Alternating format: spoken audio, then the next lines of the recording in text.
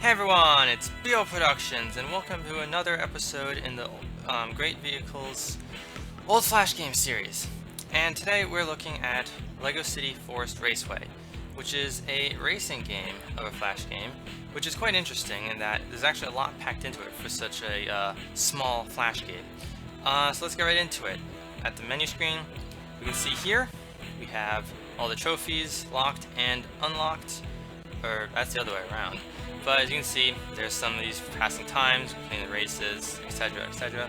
There's also the standard 4 cheat codes that come with the just about all of the Great Vehicles games back in the day. I don't know what they are. I don't know what to do. I'm sorry, but they're probably variations of 1, 2, 3, 4. Shouldn't be hard to figure out. And then the main attraction. There are 12 courses that you can play of increasing difficulties. You can see between comparing 1 and 12. There's a couple different things about these. As you can see, there's these little golden cups that tells me that you've beat this time that's set for each track. Each track has a set time, that's the start time, and then your own time. And you can play a race to unlock the next one level until you get to 12. There are also 4 custom tracks that you can make yourself, which is another interesting facet for such a simple game. And so yeah, let's get right into it because there is a lot to discuss for such a small game. And I think I'm going to pick a pretty boring track, probably. Let's do race 9. When you click on this, you can see this is why it's a racing game. There are a lot of vehicles. And as you can see, they all have varying stats. Those green studs up there in the stats. There are 4 stats. We have first is the CC, like the overall speed that everyone goes at in the race. Then there's your speed, which is on top of the CC speed. So if you have both these maxed, you're going to be going very, very fast. Then we have traction, which basically controls how well you steer when you're on off-road, the dirt track section. Or potentially, it also, I think, it affects your speed while you're in the grass off the side of the road. From my experience, that's what it's happened to be. And lastly, we have weight, which is pretty self-explanatory, but it has some interesting effects that you'll see inside the race.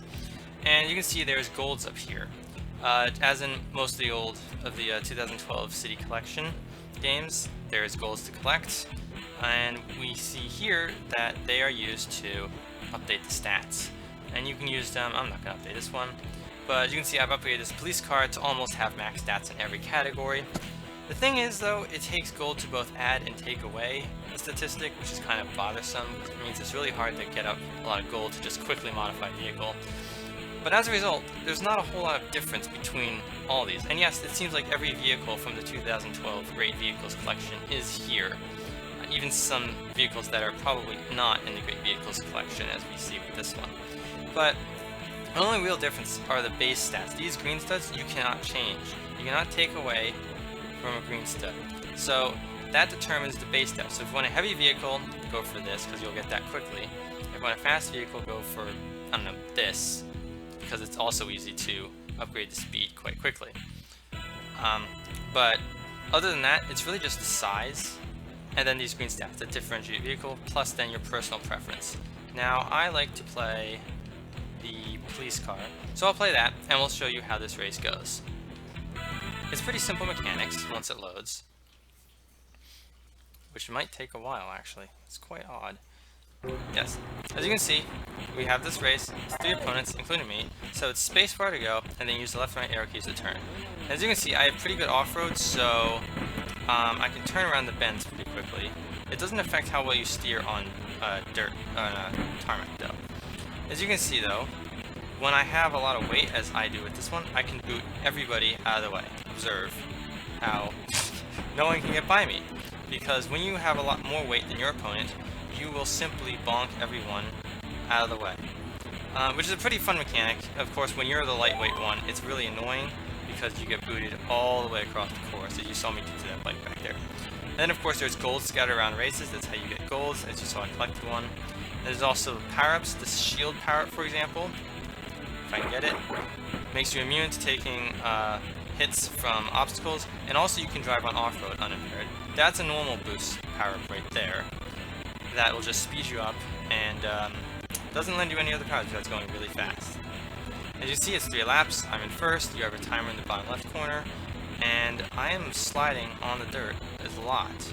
I guess I don't have that good of off-road. Look at that, see? That's what low off-road does to you. You can slide, basically drift around these bends. However, it doesn't affect how well you steer on pavement, as I mentioned earlier. We're going around. In these tracks, as you can see, there's both tarmac and dirt, and so that varies based on tracks. Some of them are all pavement, some of them are a lot of dirt, and so on. As you can see, here's the start time, 1:35. I got 1:29, so I beat it by a fair amount. And we can now either replay the track, go to a different one, go to the next one, which I just unlocked having completed this race, or we can go look at the trophies or the cheat scan. But we'll go back to the map. As you can see, I've unlocked 10, and I've passed this one and got the golden trophy as well. So, and now, also, I don't think I can go back actually, but let's look at these custom tracks. You can see, you go here. I've already created this one. It's a pretty complicated one. There's probably some illegal things going on here. But as you can see, you get all these different road pieces, and you get all these obstacles. There are no golds, because that way you could spam golds, and the game developers didn't want that, so some pretty good. As you can see, these are various obstacles. You have a puddle, an oil spill, a dynamite, some trash, a rock, a bunch of fallen down chests, and the fences, as well as a delete option. These just slow you down. This will blow you up and spin you around. These also will slow you down. And these are the two powers, boost and shield. And then there's these. And you can place those wherever you want on any of these grids. Looks like you have about 12 by 12. And you can test it, or you can just save and go back to map. And you get 4 of these, which is actually pretty impressive for this type of game. As you can see, so the next track is kind of half dirt and half pavement. There's some other ones. There's only 1 gold in that track. The number of golds varies. Some of the tracks don't have any golds. Some of them have like 3 or 4.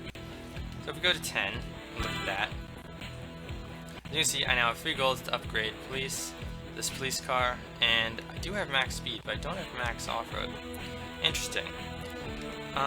Let's see, maybe I'll try a different vehicle. As you can see, there's a lot.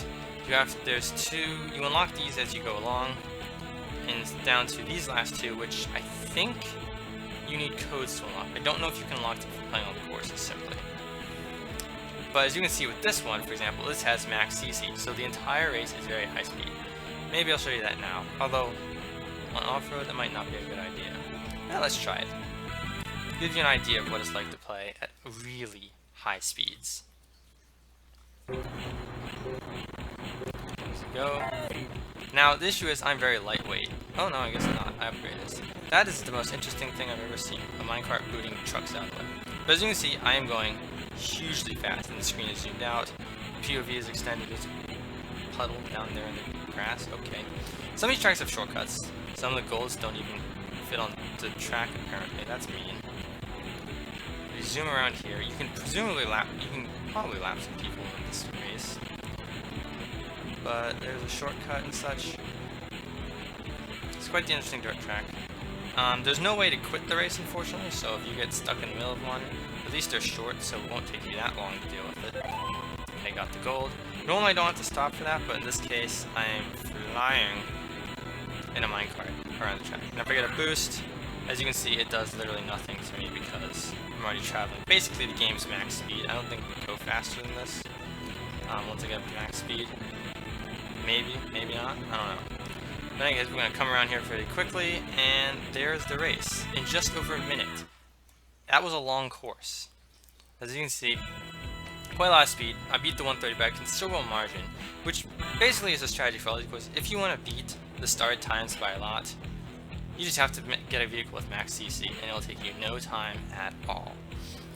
But anyways, yeah, that's this game, Forest Raceway.